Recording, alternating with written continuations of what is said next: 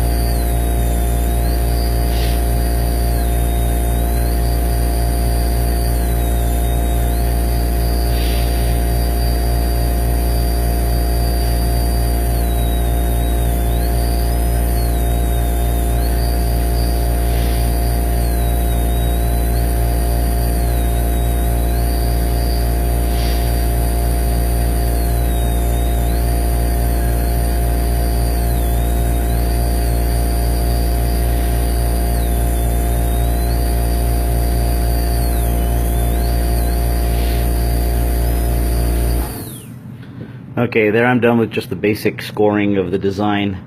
I went ahead and made 4 even spaces in the center of the cross because I remember the first time I made one of these, I had those 2 little spots and they were harder to put paint inside of, and it kind of messed with the design a little bit. So now that I remembered that, I decided to go ahead and just carve 4 equal sizes there. Now that I've got that pattern figured out, what I would normally do is take the egg and go wash the paper off, but because of time constraints, I'm just going to go ahead and cut all the way down to white right now with the same tip.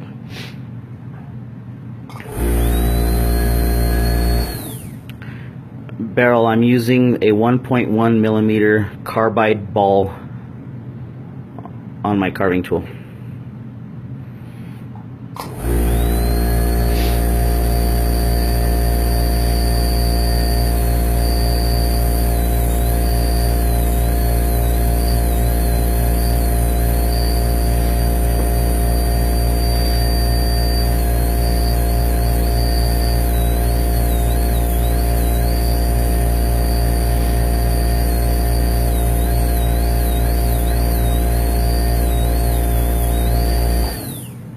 Now, because these little sections are going to be completely cut out of the egg, I'm not too concerned about whether or not I go too far in the white. If I poke through the white, it's no big deal, but I want to try not to, because if I poke too many times through the white with this small little ball burr, what I'm going to end up having is a rough edge when I go to completely cut that piece out. So you still want to have a little bit of finesse when you're cutting down to the white, even when you're doing night lights.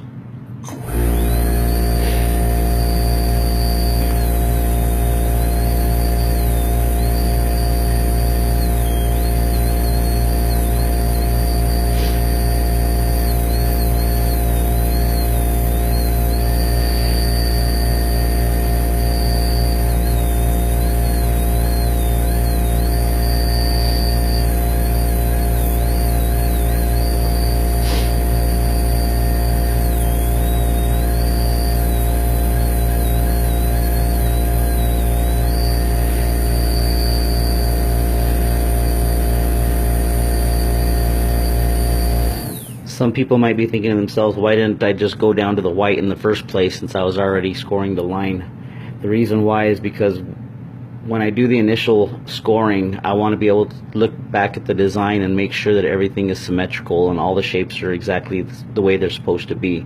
If there's any adjustments I need to make, I can go ahead and do that without doing a lot of damage to the shell. Hope that makes sense.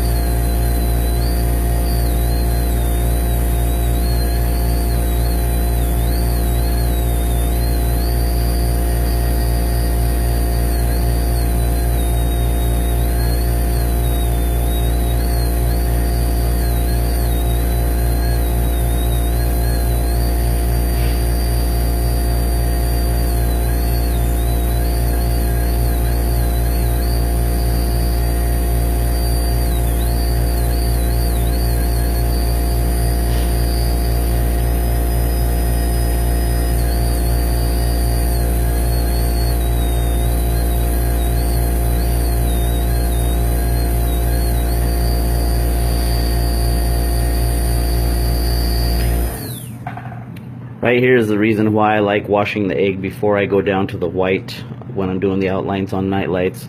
So you can see that paper's getting in my way, and it's kind of distracting to try to figure out, where the line is. And when I wash that off, then I just have a nice clean egg, and the lines are very visible. But again, because of time constraints, I'm just doing it with the paper still on there. But normally it would be better if you wash it off.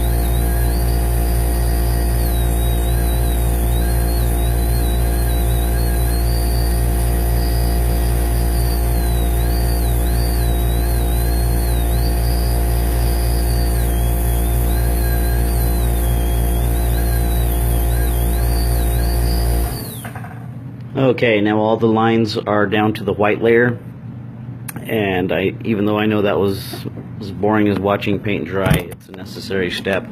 Now I'm going to change to a 699 flame burr that is carbide for the cutouts.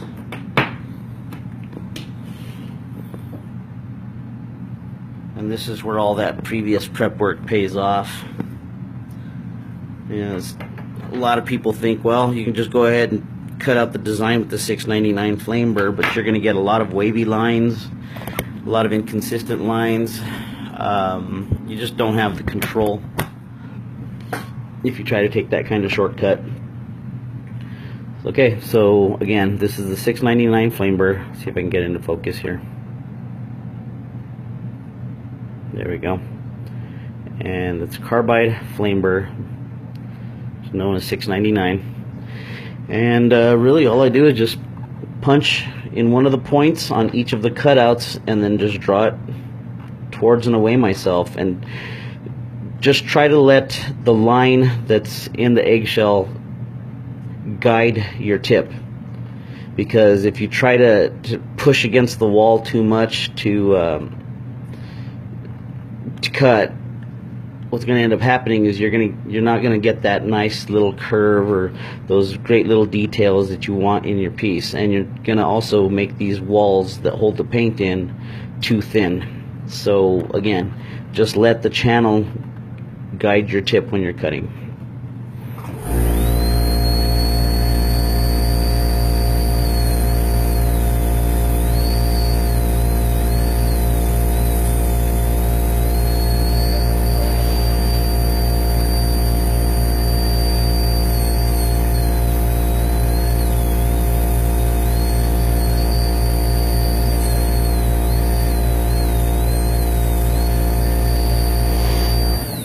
Now you'll notice when I cut all the way around, right before I get to the very end, it just snaps off. The piece that's getting cut out just snaps off. When it does that, you're going to have a little piece of shell that's uneven right there. You just go ahead and go with your tip and then just touch that up.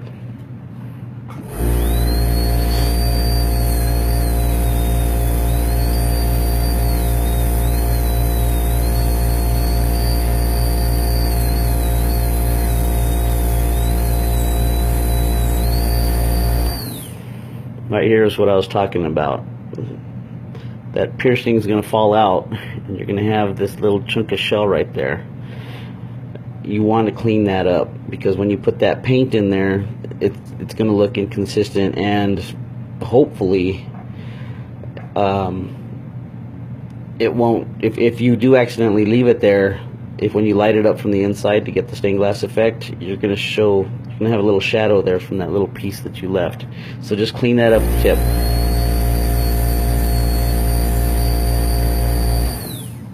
Just like that. Now you have a nice clean cut.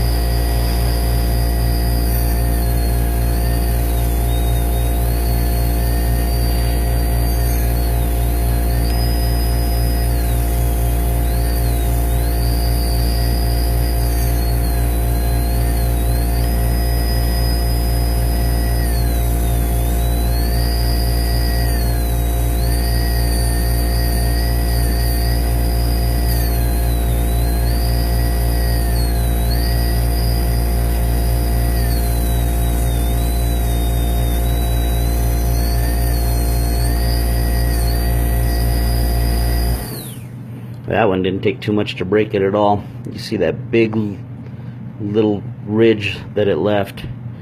You're going to need to clean that up.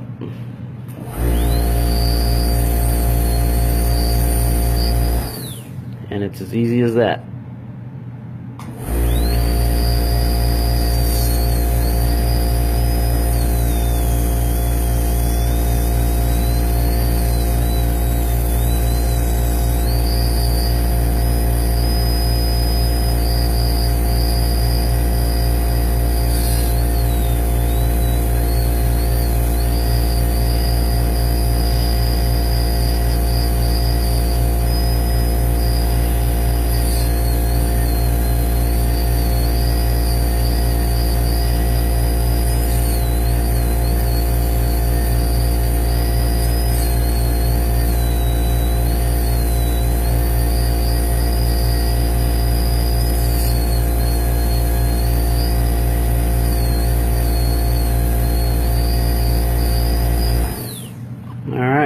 Now you have a pierced design, and what you want to do now is just look at all the piercings from every angle and make sure that all those little ridges that I was describing are cleaned up. You want to clean up any of them that you see.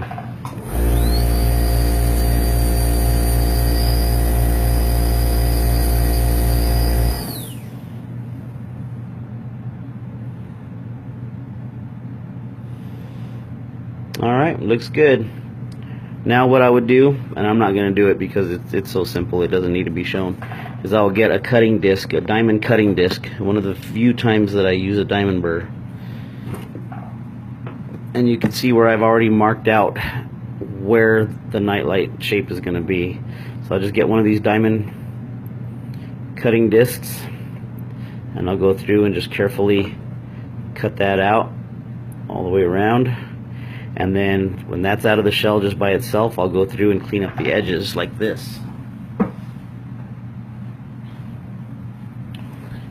Here's a piece of shell that I had cut out from an egg prior, and I will just get the tip in my air tool and just go over the edges like that, just to clean them up and make them nice and smooth. That's what I'm going to do with this, and I'm also going to do that with this design when I'm done with it, and I've yet to do another design there. I want to keep all the designs on the egg, that way I can actually hold on to it and it'll be a lot stronger. If I cut out all these little discs and then put the designs on them, and I just cut them out when they're on a disc like this, I increase the chances of me breaking that thing really, really badly. So I leave everything on the eggshell, and then when it's completely done, I'll go ahead and cut it out. If you want to see how I apply the stained glass paint to designs like this, I have a YouTube video. It's I think 36 minutes long. Just do a search for Eggs to See or Victor Candelaria, and all my videos on YouTube will show up. Look for the one that is 36 minutes long or so, and it will show you how I apply the stained glass paint. Thank you for watching.